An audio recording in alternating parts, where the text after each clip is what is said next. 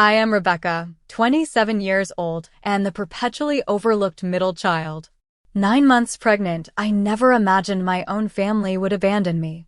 When my contractions started during our family road trip to my sister Allison's award ceremony, my mother looked at me with cold eyes. "Pull over," she told my dad. On a deserted highway. She made their priorities clear. "We cannot be late. Allison needs peace and silence. Your timing is inconsiderate." They drove away, leaving me doubled over in pain. What happened next changed everything. Before I continue this unbelievable story, let me know where you are watching from in the comments below. Hit that subscribe button and stay until the end to see how I made them beg for forgiveness. Growing up as the middle child between Allison and Eric was like living in permanent shadows. Allison was 3 years older, blessed with our mother's beauty and our father's intellect. She was their pride and joy from the moment she was born. I still remember my 10th birthday when my parents showed up 2 hours late because Allison had a minor dance recital. They missed my solo performance entirely, but the next day, our living room was filled with people celebrating Allison winning 3rd place in a regional science fair. Our family photo albums told the story better than words ever could. Dozens of pictures of Allison at competitions, ceremonies, and special dinners. Then there was me, usually photographed as an afterthought, often partially cropped out or blurry. My brother Eric got similar treatment, though being the only boy afforded him slightly more attention than I received. "Rebecca, why can't you be more like your sister?" became the unofficial family motto. When I brought home straight as, my father would briefly nod before asking Allison about her latest project. When I won 2nd place in a statewide writing competition in high school, my mother's response was, "That's nice, but did you hear Allison got accepted to Princeton?" Eric and I developed a silent bond of solidarity. As the youngest, he understood what it meant to live in Allison's shadow. We would exchange knowing glances across the dinner table when our parents spent the entire meal discussing Allison's accomplishments. Sometimes we would sneak out to get ice cream together after particularly difficult family gatherings, a small rebellion and comfort in our shared experience of being forgotten. Despite everything, I worked hard. I got into a good state university with a partial scholarship. My parents attended my high school graduation only because Allison was home from college that weekend and wanted to go shopping nearby. They sat through the ceremony looking bored, checking their watches frequently. That night, they took us all out to dinner, supposedly to celebrate my graduation. But somehow the conversation revolved entirely around Allison's summer internship plans. College was my escape. For the first time, I was judged on my own merits. I thrived in my classes, made genuine friends who valued me, and gradually built my self-confidence. In my sophomore year, I met Nathan in an American literature class. He was quiet but thoughtful, with kind eyes that actually saw me. Our relationship developed slowly, built on mutual respect and genuine interest in each other's thoughts and dreams. Nathan came from a warm, boisterous family who welcomed me immediately. The first time I joined them for dinner, his mother asked me about my interests and actually listened to my answers. His father proudly displayed a poem I had written for their anniversary on their refrigerator for months. It was like discovering water after a lifetime in the desert. After graduation, Nathan and I moved in together. We both found jobs in the same city, about 2 hours from my parents' home. I called them every Sunday out of obligation. Brief conversations that usually ended with updates about Allison's latest achievements. When Nathan proposed after 3 years together, my parents' response was tepid at best. "Are you sure you're ready for that commitment?" my mother asked. The unspoken comparison to Allison, who was focused on her career rather than relationships, hung in the air. Our wedding was small but beautiful. Nathan's family handled most of the arrangements, while my parents contributed the minimum they could without appearing completely uninvolved. Allison was my maid of honor, not by my choice, but because my mother insisted it would hurt her feelings to be excluded from the spotlight. She gave a speech that was more about herself than about me or Nathan. When I discovered I was pregnant a year later, Nathan was ecstatic. We spent nights talking about names, decorating the nursery, and imagining our future as parents. I delayed telling my family until I was past the first trimester, knowing their reaction would diminish my joy. I was right. My mother's first response was, "Well, I suppose it was bound to happen eventually." My father asked if this meant I would be quitting my job. No congratulations, no excitement. Just practical concerns and thinly veiled disappointment. Allison called a week later to say she was happy for me, but spent most of the call talking about her nomination for a prestigious industry award. As my pregnancy progressed, Nathan's family showered us with support. His mother organized a beautiful baby shower, his father built a crib by hand, and his sisters took turns bringing us home-cooked meals during my difficult third trimester. My parents sent a generic card with a modest check. The final straw came when Allison announced that the ceremony for her award would be held the weekend of my due date. Instead of acknowledging the conflict, my parents immediately began making plans to attend, assuming I would understand that this was too important to miss. When I pointed out that I was about to give birth, my mother actually suggested that first babies are usually late anyway, and I should join them on the 4-hour road trip to the ceremony.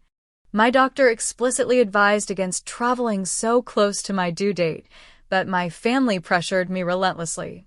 "You've always been jealous of Allison's success," my mother accused when I hesitated. "This is the biggest moment of her career."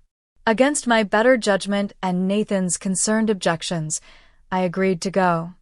Part of me still desperately wanted their approval, still hoped that somehow being accommodating would finally make them see me. Nathan had an unavoidable work commitment, but made me promise to call him at the first sign of labor. As we packed for the trip, I never imagined how catastrophically wrong things would go. The morning of the road trip dawned bright and clear, a beautiful June day that gave no hint of the trauma to come. Nathan helped me into the car when my parents arrived, his worry evident in the tight lines around his mouth. "Call me if anything happens, anything at all," he insisted, pressing his phone charger into my hand as an afterthought. "I love you both," he added, placing a gentle hand on my swollen belly. My mother honked the horn impatiently. "We need to get going if we're going to make good time," she called through the open window. No greeting, no asking how I was feeling, just urgency about the schedule. My father sat silently in the driver's seat, eyes fixed on the road ahead. Allison had the entire back seat to herself, surrounded by garment bags containing outfit options for her big moment. I was wedged into the middle row beside her luggage, my pregnant body crammed uncomfortably against the door. The irony wasn't lost on me that her clothes had more space than I did. "You look terrible," were Allison's first words to me as I struggled to fasten my seatbelt around my belly. "Did you even try to put on makeup? The photographers will want family pictures." I bit back a retort about not wanting to look my best while 9 months pregnant in summer heat. "Good morning to you too," I said instead, attempting to find a position that didn't put pressure on my lower back. The first hour of the journey passed in uncomfortable silence, broken only by Allison's occasional phone calls with colleagues about the ceremony. My parents listened raptly to her every word, nodding and smiling with pride. I gazed out the window, already regretting my decision to come. Around the 2-hour mark, I felt the first twinge. It wasn't painful, just a tightening sensation across my abdomen that made me catch my breath. I dismissed it as Braxton Hicks contractions, the practice contractions my doctor had told me about. 20 minutes later, another one came, slightly stronger. "Could we stop at the next rest area?" I asked during a lull in Allison's conversation. "I need to use the bathroom." My mother sighed heavily. "We'd just stopped an hour ago. Can't you hold it? We're trying to make good time." "I'm pregnant, Mom. My bladder is basically the size of a walnut right now." "Fine," my father grumbled, flicking on his turn signal to exit at the approaching rest stop. The brief walk to the bathroom brought another contraction, this one strong enough to make me pause and lean against the wall. A middle-aged woman noticed and approached me with concern. "Are you all right, honey? How far along are you?" 9 months, I admitted. "Just some Braxton Hicks, I think." She looked skeptical. "Those seem pretty strong for practice contractions. Do you know how far apart they are?" I hadn't been timing them, but her question planted the first seed of worry. In the bathroom stall, I noticed a small amount of pinkish discharge and felt my heart rate accelerate. This was one of the signs my doctor had mentioned. When I returned to the car, I found my family impatiently waiting. "Finally," Allison muttered. "At this rate, we'll barely have time to check into the hotel before the pre-ceremony reception." I should have spoken up then. Should have told them about the contractions and the discharge. Instead, I silently climbed back into my cramped seat, a lifetime of minimizing my needs overriding my growing concern. The next hour became increasingly uncomfortable. The contractions were definitely coming at regular intervals now, roughly 15 minutes apart. I tried to breathe through them quietly, not wanting to draw attention or complaints. During a particularly sharp one, I must have made a sound because Allison turned to me with an irritated expression. "Could you not?" I'm trying to mentally prepare for my speech. "Sorry," I whispered, gripping the door handle as the pain peaked and subsided. By the 3rd hour of the journey, the contractions were coming every 12 minutes and impossible to hide. I was shifting constantly, trying to find any position that offered relief. "Rebecca, can you please sit still?" My mother snapped. "You're distracting your father from driving." "I think I might be in labor," I finally admitted, the words falling into a suddenly silent car. "That's not funny," my mother said after a beat. "I'm not joking. I've been having regular contractions for the past 2 hours. They're getting stronger and closer together." Allison immediately threw her hands up in exasperation. "Are you serious right now? This is my weekend. The ceremony is tomorrow." My father's eyes met mine in the rearview mirror. The first time he'd really looked at me all day. "Are you sure it's not just false labor? That happens, right?" "I don't think so. This feels real." As if to emphasize my point, another contraction gripped me, stronger than before. I couldn't help the small moan that escaped my lips. "Oh my God, could you be any more dramatic?" Allison rolled her eyes. She's obviously just trying to get attention. I fumbled for my phone, intending to call Nathan, only to find it completely dead. In my haste to leave that morning, I had forgotten to charge it overnight. The charger Nathan had given me was designed for a different phone model. "I need to charge my phone," I said, panic rising in my voice. "I need to call Nathan and my doctor." "We don't have the right adapter," my father replied shortly. "You'll have to wait until we reach the hotel."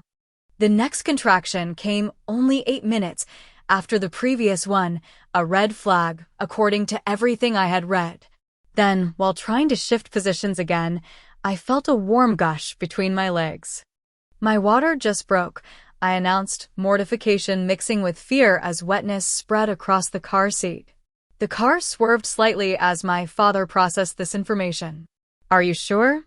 "Yes, I'm sure," I nearly shouted, another contraction already building. "You need to take me to a hospital right now." My mother turned around in her seat, her face a mask of conflicted emotions. "The nearest hospital is probably back the way we came." We'd missed the reception entirely.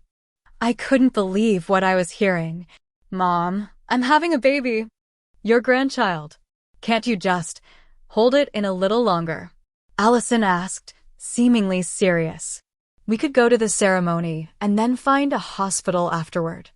The absurdity of her question would have made me laugh if another contraction hadn't chosen that moment to tear through me. This one was different, more intense, making me cry out involuntarily.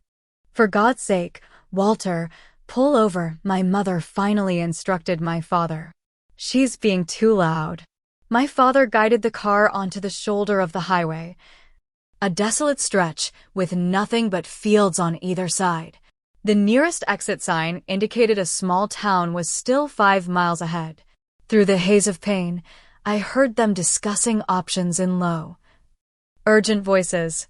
The contractions were coming faster now, barely giving me time to recover between them. "Look," my mother finally said, turning to face me. "The ceremony venue is only an hour away. There's a hospital near there. Allison needs to be at this reception. It's crucial for networking." "You can't be serious," I gasped, clutching my abdomen. "I need a hospital now." "The baby isn't coming this minute," she reasoned, though she had no way of knowing that. "First labors typically take hours. We'll drop you at the emergency room as soon as we get Allison to her reception." "No," I protested, reaching for the door handle. "I'm not getting back on the highway. Call an ambulance." My father stepped out and came around to my door. For a moment, I thought he was going to help me, maybe even take my side. Instead, he helped me out of the car and retrieved my overnight bag from the trunk, setting it beside me on the gravel shoulder. "There's a town a few miles that way," he said, pointing down the highway. "Someone will stop and help you. You can't leave me here." I was sobbing now, partly from pain and partly from the shocking realization that they were actually going to abandon me. My mother leaned out the window. "Don't be so dramatic, Rebecca. This is your sister's big moment, and you're trying to ruin it like you always do. She needs peace and silence to prepare." "Call Nathan," I pleaded. "At least let me use your phone." "We'll call him from the hotel," my father promised, already walking back to the driver's side. "Someone will come along soon." The last thing I saw as they pulled away was Allison's face in the back window. A mixture of relief and something that might have been guilt quickly replaced by her rehearsing her acceptance speech. I stood on the side of the highway, a contraction building as I watched my family's car disappear around a bend. I had never felt so alone or betrayed in my entire life. The reality of my situation hit me like a physical blow as my family's car disappeared from sight. I was alone on a rural highway, in active labor, with no phone and no transportation. A contraction seized me, and I doubled over, bracing myself against my suitcase as waves of pain radiated through my body. "This isn't happening," I gasped when the contraction finally eased. They wouldn't really leave me. But the empty highway stretching in both directions confirmed the unthinkable truth. They had chosen Allison's award ceremony over my safety and that of their unborn grandchild. The betrayal cut deeper than any physical pain. I needed to focus on immediate survival. The June sun beat down mercilessly, and I could already feel sweat beading on my forehead. I dragged my suitcase toward a cluster of trees about 30 yards from the road, offering the only shade in sight. Each step was an effort, my body heavy and unwieldy. Another contraction hit just as I reached the trees. I sank to the ground, leaning against a broad trunk, trying to remember the breathing techniques from my childbirth classes. In, 2, 3, 4. Out, 2, 3, 4. The pain peaked, held, then gradually subsided.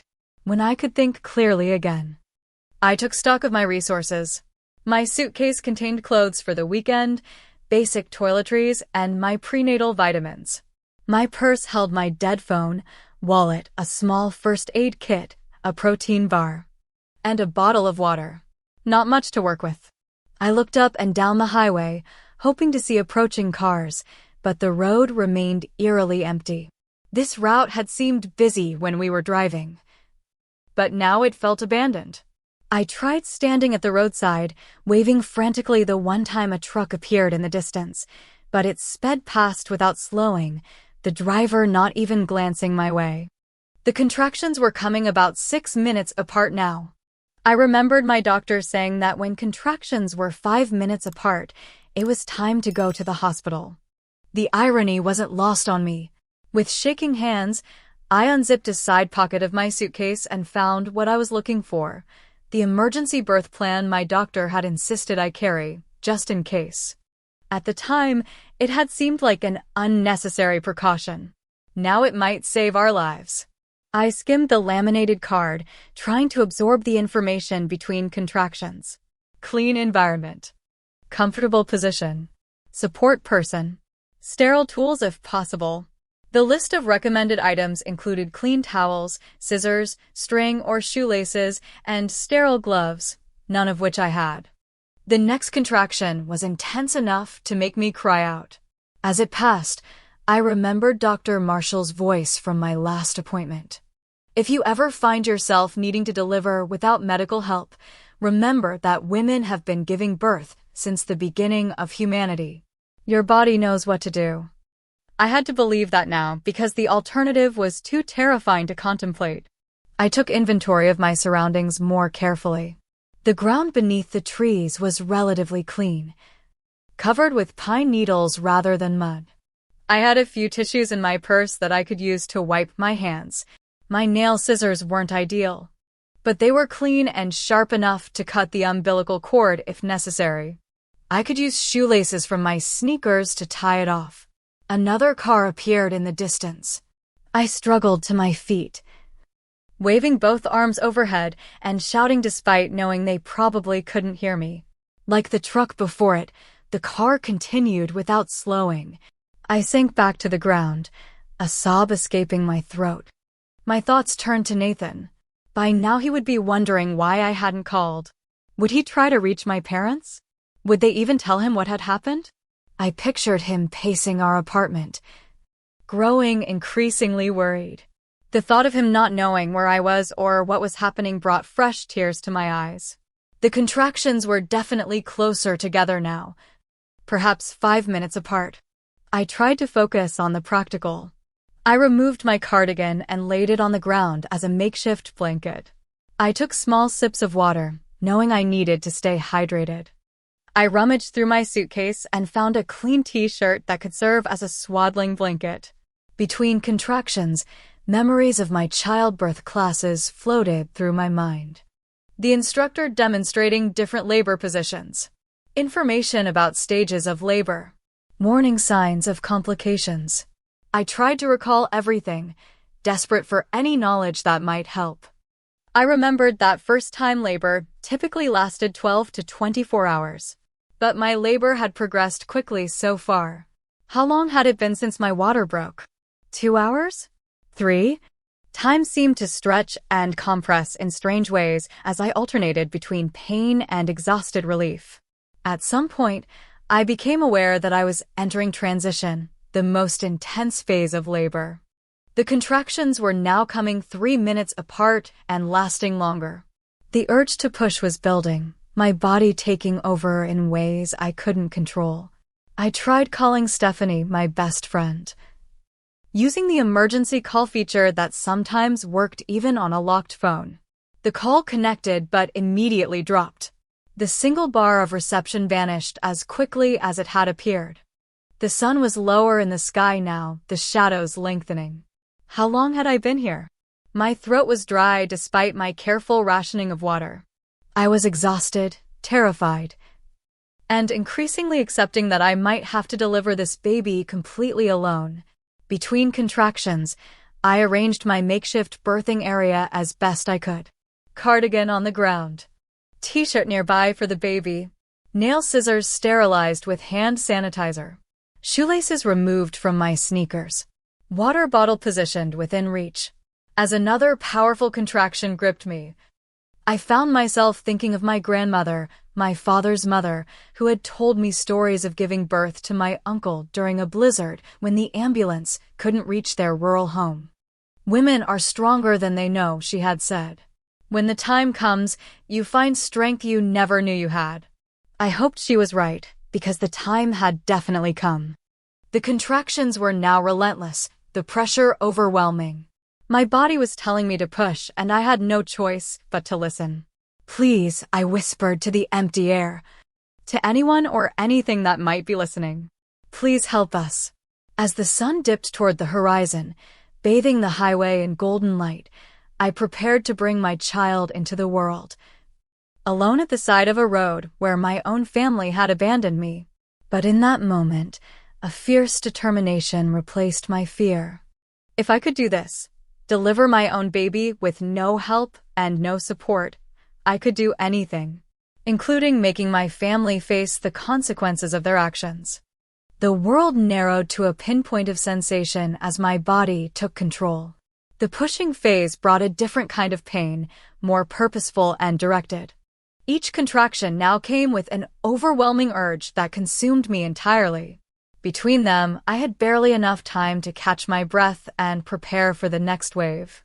"You can do this," I told myself, voicing the encouragement I desperately needed to hear. "Women have been doing this forever. Your body knows what to do." I positioned myself as I remembered from my birthing classes, semi-reclined against the base of the largest tree, my legs bent and spread. The position felt instinctively right, giving me something to brace against during contractions. As the next wave built, I bore down with it, pushing with all my strength. The pressure was immense, like nothing I had ever experienced. I cried out, not caring anymore if anyone heard me. There was no room for embarrassment or restraint now. Between contractions, my mind flashed back to the birthing videos we had watched in class. The instructor's calm voice explaining the stages. When the baby's head begins to crown, try to pant instead of push to allow for a gentler stretch. I reached down and felt something I hadn't before, the top of my baby's head, just beginning to emerge. The sensation sent a shock of reality through me. This was happening. Right here. Right now. The next contraction brought the ring of fire the instructor had warned about, an intense burning sensation as the baby's head stretched the birth canal. I remembered to pant. Short, shallow breaths instead of pushing, giving my body time to stretch. Slow, slow, I murmured to myself, fighting the urge to push hard and get it over with. Just a little longer. With the next contraction, I felt the head emerge completely in a rush of relief. I reached down with trembling hands to make sure the umbilical cord wasn't wrapped around the neck. It wasn't. One small mercy. One more big push, I whispered, gathering my remaining strength. The next contraction came almost immediately, and I pushed with everything I had. There was a sliding sensation. And suddenly my baby was fully born, slipping into my waiting hands. Time seemed to stop as I lifted my child onto my chest. A girl. I had a daughter. She was covered in vernix and birth fluids, her tiny face scrunched and purple. For one terrifying moment, she was silent, and my heart ceased. "Please cry," I begged, gently rubbing her back and clearing fluid from her nose and mouth with my finger as I'd been taught. "Please be okay." As if she heard me. She gave a small cough and then let out a lusty wail that was the most beautiful sound I had ever heard.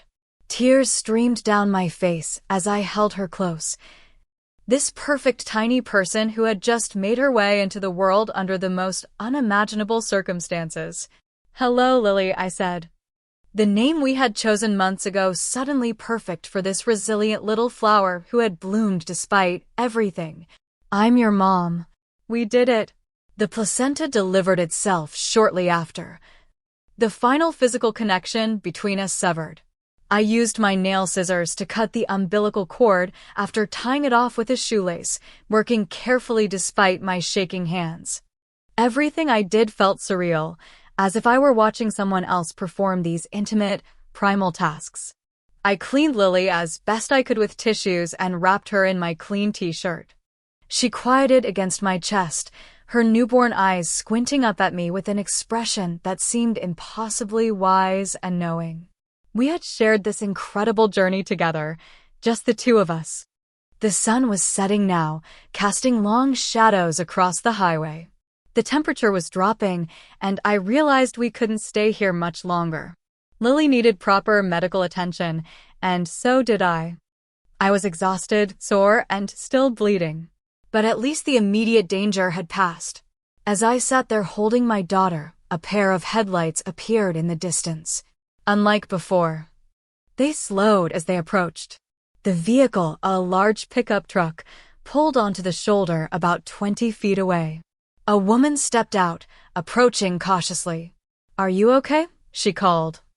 Then stopped short as she took in the scene, me leaning against the tree, clearly just having given birth, a newborn wrapped in a t-shirt in my arms. "Oh my God," she breathed. "Did you just—" "Yes," I answered simply, too exhausted for explanations. "We need to get to a hospital." The woman, Miranda, I would later learn, didn't waste time with questions.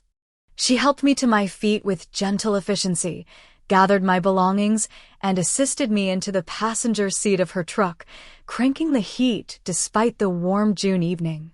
"I'm a nurse," she explained as she carefully arranged blankets from her emergency kit around Lily and me. "Not obstetrics, but I know enough. You both look good, all things considered. But we need to get you checked out properly."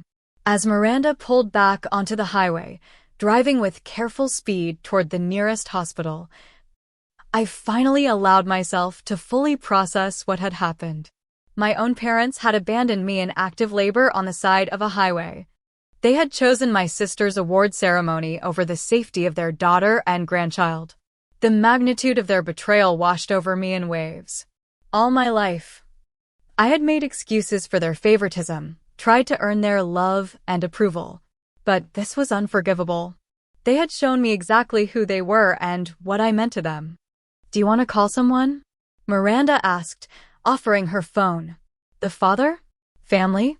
I thought about Nathan, worried sick by now.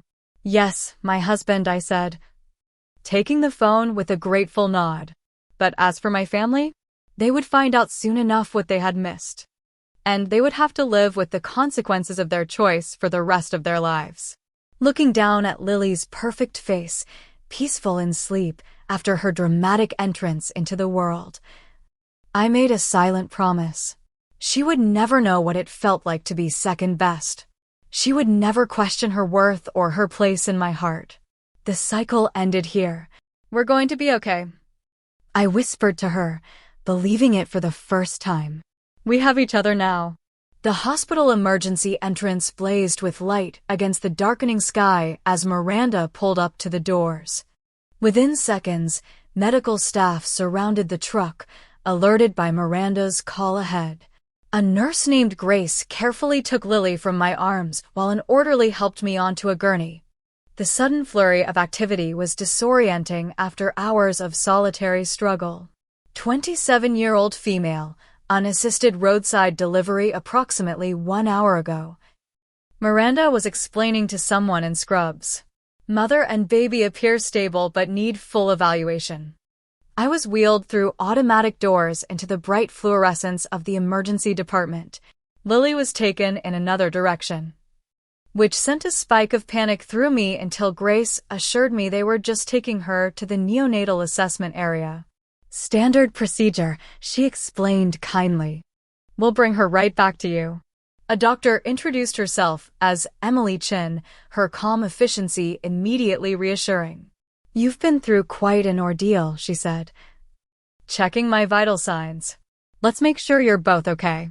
The next hour passed in a blur of examinations, questions, and procedures.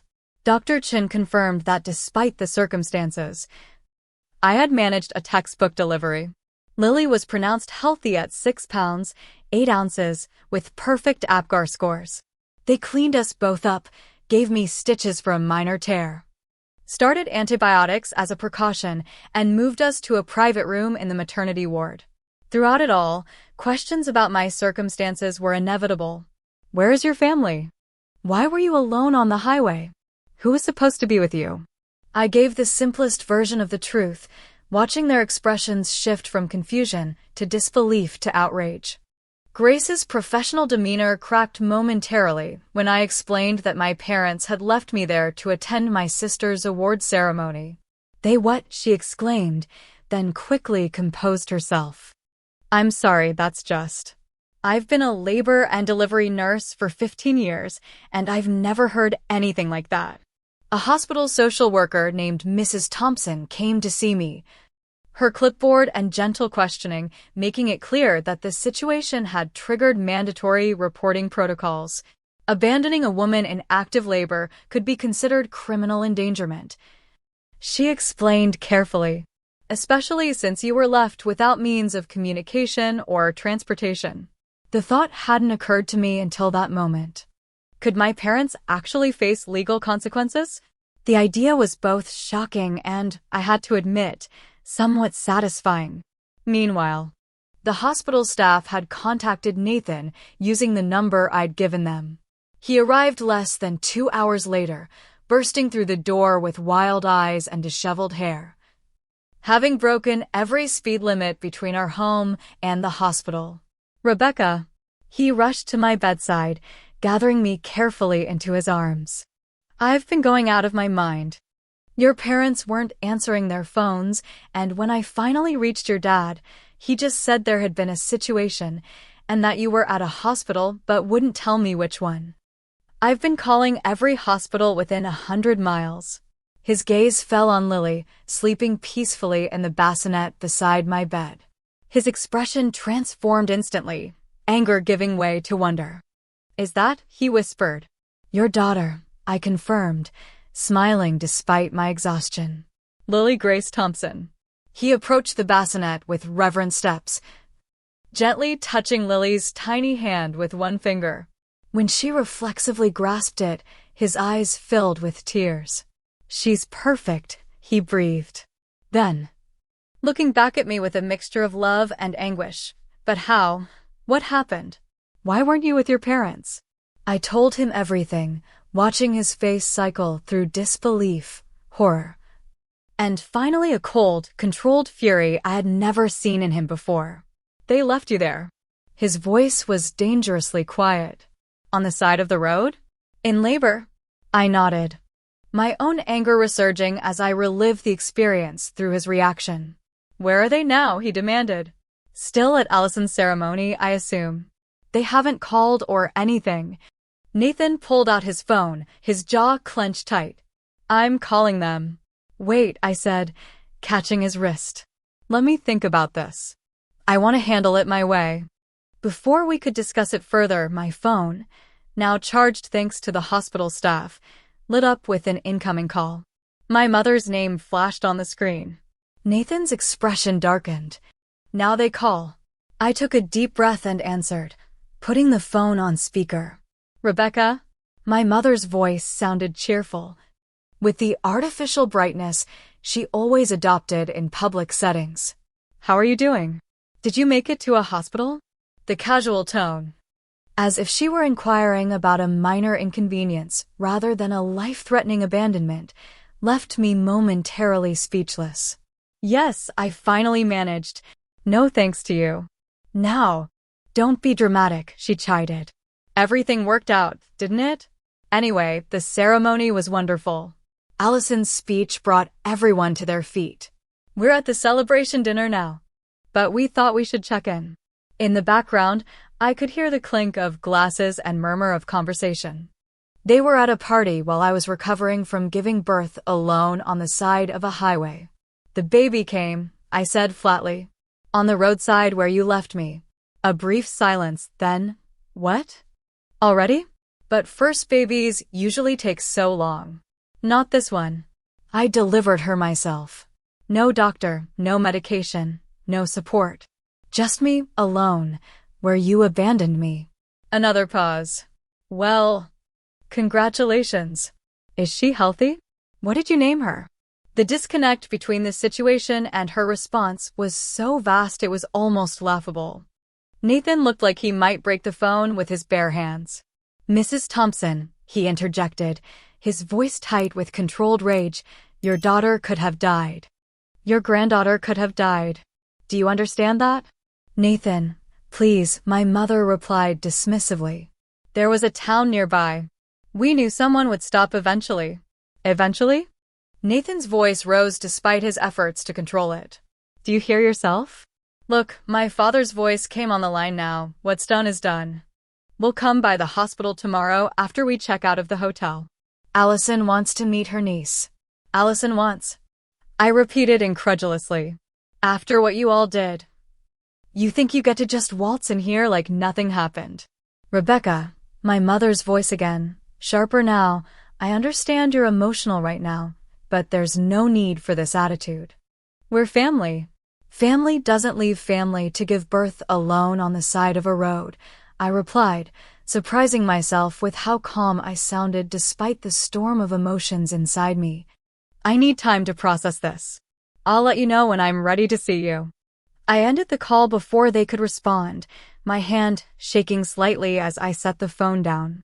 They don't get it, Nathan said quietly. They genuinely don't understand what they did wrong. They never have, I replied, a lifetime of being overlooked and dismissed crystallizing in that moment. But this time, it's different. This time, I'm not just going to accept it and move on. Mrs. Thompson returned shortly after, explaining that the hospital administrator had been informed of the circumstances and was deeply concerned. Abandoning a woman in active labor constitutes criminal negligence at minimum, she explained. The hospital is required to report this to authorities. I wanted to let you know before we proceed. I looked at Nathan, then at Lily, sleeping peacefully, unaware of the storm surrounding her birth. My anger was justified, but did I want my parents to face criminal charges? Did I want that to be part of Lily's story? I need to think about this, I told Mrs. Thompson. Can I let you know my decision tomorrow? She nodded understandingly. Of course. This is a lot to process, especially right after giving birth. Just know that whatever you decide, the hospital will support you. After she left, Nathan sat beside me on the bed, carefully cradling Lily in his arms. What are you thinking? He asked softly. I leaned against his shoulder, watching our daughter's peaceful face. I'm thinking that I have power here. For once, I get to decide how this plays out. And I want them to understand exactly what they did, to feel the weight of it. But mostly, I want to protect Lily from ever feeling the way I did growing up. Then that's what we'll do, Nathan promised, pressing a kiss to my forehead. Together. As we sat there, our new family complete despite everything that had happened, I felt something shift inside me. The hurt was still there, the anger too. But alongside them was a newfound strength and clarity. My parents and Allison had shown me who they truly were. Now I would show them who I had become. The hospital room door swung open the next morning to reveal my parents and Allison, looking fresh and well-rested in contrast to my exhausted state. My mother carried a small gift bag with tissue paper sticking out the top, while my father held what appeared to be Allison's award, still in its presentation box. Allison herself was scrolling through her phone, barely glancing up as they entered. Nathan, who had spent the night in the recliner beside my bed after refusing to leave us, straightened immediately, his posture tense and protective. We had discussed our approach extensively after a night of interrupted sleep and nursing sessions with Lily. I felt calm, centered in a way I never had when confronting my family before. There you are, my mother said, as if I had been the one who was difficult to locate. We brought a little something for the baby. She set the gift bag on the side table without actually looking at Lily, who was sleeping in the bassinet. And look, my father added, holding up the award. Allison brought her trophy to show you. Quite an honor. Everyone was talking about it. Allison finally looked up from her phone. The president of the association said it was the best acceptance speech he'd heard in years. I exchanged a glance with Nathan, the sheer audacity of their behavior confirming we had made the right decision. Aren't you going to introduce us to the baby? My mother prompted when I remained silent. Her name is Lily, I said evenly. She was born on the side of Highway 16 yesterday at approximately 7:38 p.m. She weighed 6 pounds, 8 ounces. I delivered her entirely alone after you abandoned me in active labor. An uncomfortable silence followed my blunt statement. We've been over this, my father sighed. We knew someone would come along eventually. And they did, obviously, since you're both here and fine. Not because of anything you did, Nathan interjected, his voice tight with controlled anger. Rebecca could have hemorrhaged. The baby could have been in distress. They could have died. But they didn't, my mother pointed out. As if that settled everything. Honestly, Rebecca has always had a flair for the dramatic. Remember when she broke her arm in 6th grade and insisted on going to the emergency room immediately, even though it disrupted Allison's piano recital? I stared at her in disbelief. It was a compound fracture. The bone was protruding through the skin. See what I mean? My mother said to Nathan with an eye roll. Always exaggerating. Allison, meanwhile, had moved to the window, taking selfies with her award. Do you mind if I post a few pictures with the baby? She asked casually. Everyone's asking for updates on my new niece. Great publicity timing, actually. Something snapped inside me. Not in a way that made me lose control, but rather in a way that solidified my resolve completely. No, I said clearly. You may not take pictures with my daughter for your social media. Allison looked up, genuinely surprised by my refusal. Why not? Because you left her mother to die on the side of a road, so you wouldn't be late to receive that. I nodded toward the award she was clutching. You don't get to use her now to enhance your public image. That's ridiculous, my mother cut in. We're family. Of course Allison should have pictures with her niece. Being family is about more than shared DNA, I replied calmly. It's about caring for each other, supporting each other, being there when it matters most. Yesterday was a moment when I needed my family more than I ever have in my life. And what did you do? You drove away. We've apologized for that. My father said stiffly, though in fact none of them had actually said the words, I'm sorry. No, you haven't. You've made excuses. You've minimized what happened. You've acted like I was inconveniencing you by going into labor. Well, the timing was inconsiderate, Allison muttered, still focused on her phone. You knew how important this weekend was for me. Nathan made a strangled sound of disbelief. I placed a hand on his arm, silently asking him to let me handle this. I've been thinking a lot about yesterday, I continued steadily. About being left alone at one of the most vulnerable moments of my life. About delivering my own baby with no help, no support. No medical care. I reached for my phone on the bedside table. I've also been thinking about how to make sure you understand the gravity of what you did. What do you mean? My mother's voice took on a note of wariness. I pulled up the voice recording app and pressed play. My mother's voice filled the room. We knew someone would stop eventually. There's no need for this attitude. We're family. Then my father, what's done is done. Allison wants to meet her niece. And finally Allison, the timing was inconsiderate. You knew how important this weekend was for me. I stopped the recording and looked up at their shocked faces. I recorded our call yesterday. I've recorded this conversation too. You can't do that, my father protested. That's invasion of privacy. Actually, in this state, only one party needs to consent to a recording, and I consented, I informed him. I've also given a full statement to the hospital about being abandoned in active labor without means of communication or transportation. What are you saying? My mother's voice had lost its usual confident edge.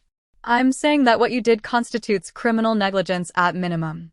Child endangerment at worst. The hospital is legally obligated to report it to authorities. Their expressions shifted from shock to alarm. You wouldn't, my mother breathed. We're your parents. Parents who left their daughter to give birth alone on the side of a highway, Nathan reminded them, his voice hard. Think about what this would do to our reputations.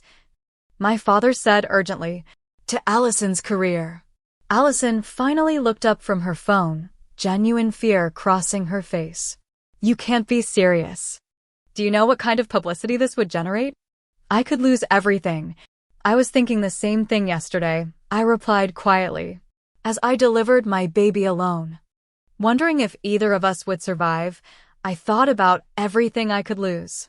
The room fell silent except for Lily's soft breathing from the bassinet. What do you want?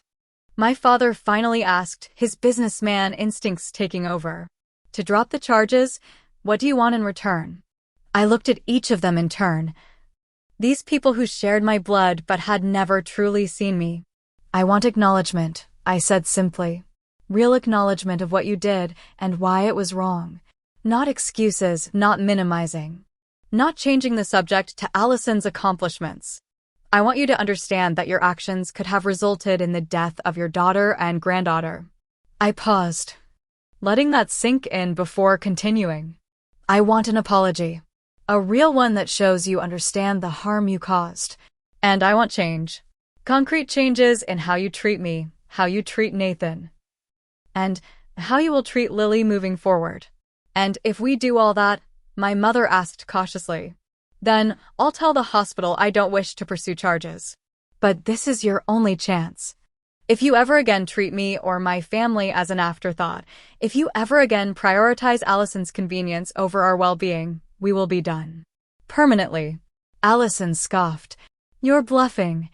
You've never stood up to them before. I've never had a daughter to protect before, I replied, meeting her gaze steadily. I will not let Lily grow up feeling the way I did. I won't let her believe she matters less than her cousins or anyone else. Something in my voice or expression must have convinced them of my sincerity, because the atmosphere in the room shifted perceptibly. What would this acknowledgement entail? My father asked hesitantly. First, I want you to truly listen as I tell you what yesterday was like for me. No interruptions, no excuses, no changing the subject. Just listen and try to understand what I experienced. They nodded, somewhat reluctantly. Then I want each of you to tell me, in your own words, what you did wrong and why it was harmful. Not what you think I want to hear, but what you genuinely understand about your actions. I looked directly at Allison. That includes you. You were part of the decision to leave me there. She glanced away, unable to meet my eyes. And finally, I want us to establish clear boundaries moving forward. How you will respect my family. How you will treat Lily as equal to any other grandchildren or nieces you may have. How you will make space for all of us rather than continuing to center everything around Allison. My mother looked like she wanted to object, but caught herself. And you'll give us time to process all this. You have until the hospital discharge paperwork is finalized, I said firmly. About 4 hours from now. I suggest you use that time to really think about what happened and what kind of relationship you want with me and my family going forward. You can wait in the hospital cafeteria, Nathan suggested, his tone making it clear this wasn't really a suggestion. We need some time with our daughter. My father looked like he might argue, but instead he nodded stiffly. We'll be back in a few hours. As they filed out, Allison paused at the door, looking back with an expression I couldn't quite read. For a moment, I thought she might say something, perhaps offer the first genuine apology of the day. Instead, she just followed our parents without a word. When the door closed behind them, Nathan moved to sit beside me on the bed, wrapping an arm around my shoulders. I'm proud of you, he said softly. That couldn't have been easy. It wasn't, I admitted, leaning into his embrace. But it was necessary. For Lily. We both looked at our daughter, still sleeping peacefully, unaware of the momentous shifts taking place around her. Do you think they'll actually change? Nathan asked after a moment. I don't know, I answered honestly, but either way we will. That cycle of neglect ends with me. For the first time since giving birth, I felt a sense of peace settling over me. Whatever happened next, I had found my voice and my strength. I had drawn a line that I would not allow anyone to cross again. For myself, for Nathan, and most of all, for Lily. 2 years passed more quickly than I could have imagined. Lily's second birthday party was in full swing in our backyard, the late June sunshine warming the colorful decorations that Nathan had spent hours arranging. Our daughter toddled between guests, her dark curls bouncing, accepting cuddles and compliments with a shy smile that melted my heart every time. She looks more like you every day, Stephanie commented, helping me arrange cupcakes on a tray. My best friend had been my rock through everything, stepping up with unquestioning support when I needed it most. Poor kid, I joked. But secretly I was pleased. Nathan always said Lily had my eyes and determination, traits I had once undervalued but now recognized as strengths. I glanced across the yard to where my parents were chatting with Nathan's family. The path to this moment had been neither straight nor easy, but we had all traveled it with more honesty than I would have thought possible 2 years ago. After our confrontation in the hospital, my parents had returned as promised. Subdued and unusually thoughtful. My mother spoke first, her voice lacking its usual authoritative tone. "We've been talking," she said, perching awkwardly on the edge of the visitor's chair. "About yesterday, about everything really." What followed was the first genuine conversation I could remember having with my parents. They listened, really listened. As I described the terror and pain of being abandoned, the desperate struggle to deliver Lily safely, the profound betrayal I had felt at their hands, my father wept openly. Something I had never seen before. "I don't know how we convinced ourselves it was acceptable to leave you there," he admitted. "There's no excuse, none at all." Even Allison, after initial resistance, eventually acknowledged her role. "I've always been the center of attention," she said quietly. "I never thought about what that meant for you. I never considered that while I was getting everything, you were getting nothing." Their apologies weren't perfect. There were still moments of defensiveness, of falling back into old patterns. But there was also real remorse, real recognition of the harm they had caused. We established boundaries that day, clear expectations for how we would interact moving forward. I made it explicit that Lily would never experience the favoritism that had defined my childhood. My parents agreed to family therapy, a suggestion that would have been unthinkable before. The first year was difficult. Old habits died hard. There were tense conversations, setbacks, moments when I considered cutting contact entirely. But there was also genuine effort, particularly from my father, who seemed most deeply affected by the realization of what they had done. Now, 2 years later, we had reached a place of cautious optimism. Not perfect, not always easy, but functional in a way our family had never been before. "Cake time." Nathan called, carrying Lily to her special chair at the head of the table. Everyone gathered around, cameras ready. As I brought out the butterfly-shaped cake we had stayed up late decorating. As we sang "Happy Birthday," I caught sight of Eric, my younger brother, standing slightly apart from the group. After years of minimal contact, he had reconnected with me following Lily's birth, drawn by the story of how I had finally stood up to our parents.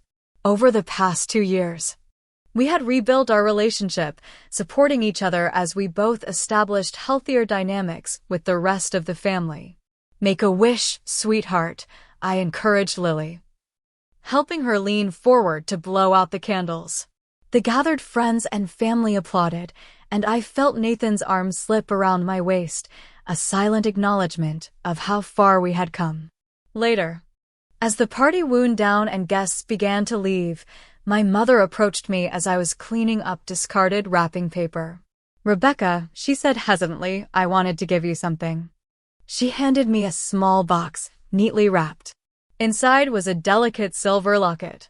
When I opened it, I found a tiny photograph of Lily on one side and one of me as a baby on the other. "I've been doing a lot of thinking," my mother said, uncharacteristically nervous, "about what you said in the hospital, about how we made you feel growing up. I found this picture of you recently, and I realized I couldn't remember much about you at this age. I was so focused on Allison's competitions, her needs, that I missed so much with you and Eric." She touched the locket gently. "I don't want to make the same mistake with Lily. I don't want to wake up one day and realize I don't know my granddaughter because I was too busy focusing on someone else." I was speechless, unprepared for this moment of vulnerability from a woman who had always seemed so certain of her choices. "We can't change the past," she continued when I didn't respond. "I know that, but I hope we can build something better going forward." I closed the locket, feeling its weight in my palm. "I'd like that," I said finally. "For Lily's sake, and for all of us." My mother nodded, blinking rapidly against unexpected tears. It wasn't a perfect resolution, but it was honest progress. As the last guests departed, I found myself sitting on the back porch steps, watching Lily play with her new toys under Nathan's watchful eye. Allison dropped down beside me, unusually quiet. Our relationship had been the slowest to heal, complicated by decades of imbalance that neither of us had created but both had participated in. The therapy sessions had revealed how the favoritism had damaged her too, creating unrealistic expectations and an unhealthy sense of entitlement that had affected her adult relationships. "She's amazing," Allison said, nodding toward Lily. "Smart, like her mom." I smiled, accepting the compliment without deflection, another skill I had been working on. "She is pretty incredible." "I've been offered a teaching position," Allison said suddenly, "at the community college, less prestigious than my corporate job, but I think I might like helping others succeed instead of always chasing the next achievement myself." "That sounds like a good change," I replied, genuinely pleased for her. She nodded. Watching Lily. I want to be a good aunt to her. The kind who shows up for dance recitals and school plays, who remembers birthdays without being reminded. "I'd like that for her," I said. "She should know her family, all of her family." As the evening settled around us, I reflected on the journey of the past 2 years. From that terrifying moment on the highway to this peaceful birthday celebration, I had traversed a landscape of pain, rage, forgiveness, and ultimately growth. The birth story I would one day tell Lily would include the painful truth of her entry into the world. But it would also include the transformative power of that moment, how it had finally given me the strength to demand the respect I deserved, to break cycles of favoritism and neglect, to build the family I had always longed for. My parents and Allison had been forced to face the consequences of their actions that day. The threat of legal action had initially been what made them listen, but the potential loss of relationship with me and Lily had ultimately been what motivated genuine change. They had begged for forgiveness not just with words, but with consistent actions over time. I had made them face what they had done, yes. But more importantly, I had faced myself, my worth, my strength, my capacity to create boundaries and demand better. In giving birth to Lily under those impossible circumstances, I had also, in a way, given birth to a new version of myself. A version that would never again accept being treated as less than, that would fight fiercely to ensure my daughter grew up knowing her value was intrinsic and unconditional. That would create a family defined by love rather than comparison.